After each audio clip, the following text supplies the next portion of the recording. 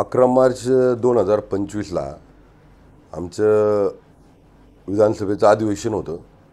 त्या विधानसभेच्या अधिवेशनामध्ये आम्ही काही नागरिक आमच्या मतदारसंघातल्या काही नागरिकांच्या तक्रारी आम्ही घेऊन त्या ठिकाणी प्रश्न मांडत असतो किंवा मतदारसंघातल्या वेगवेगळ्या योजनांच्या माध्यमातून कसं आपल्याला लोकांना तिथं मदत होईल राज्य सरकारची, याच्यासाठी आम्ही विधानसभेमध्ये वेगवेगळ्या आयुधाच्या माध्यमातून आम्ही त्या ठिकाणी आमचं म्हणणं मांडत असतो.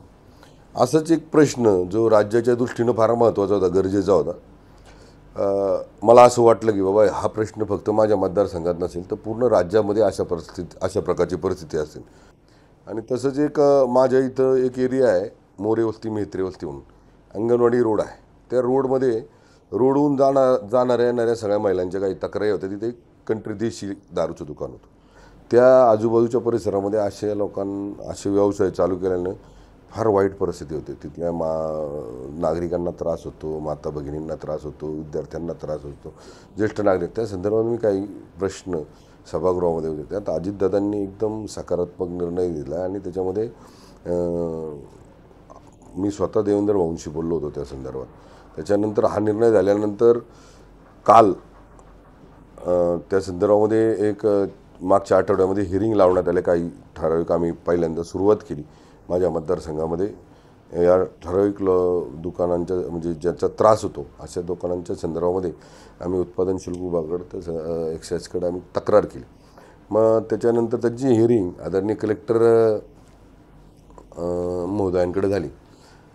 त्याच्यानंतर मग एक्साईज डिपार्टमेंटचे SP जे आहेत राजपूत साहेब आणि त्यांची टीम यांच्याबरोबर तो निर्णय झाला. ते बंदीचे आदेश आदरणीय कलेक्टर महोदयांनी दिले. त्यानंतर एक्साईज डिपार्टमेंटनी त्या आदेशाची त्वरित अंमलबजावणी करत काल आम्ही हे 2-3 बिअर शॉपी आणि एक देशीचं काल रात्री आम्ही ते सील करून टाकलं. तुम्हाला पाहायला मिळेल तिथले जाऊन तिथल्या लोकांच्या जर प्रतिक्रिया घेतल्या, तिथल्या महिलांमध्ये तुम्हाला त्याच्या संदर्भातल्या प्रतिक्रिया, तिथल्या ज्येष्ठ नागरिकांमध्ये तुम्हाला त्या प्रतिक्रिया पाहायला मिळतील. इतका उत्स्फूर्तपणे त्यांनी त्या ठिकाणी उत्सव म्हणजे ते एक आनंद उत्सव साजरा केला.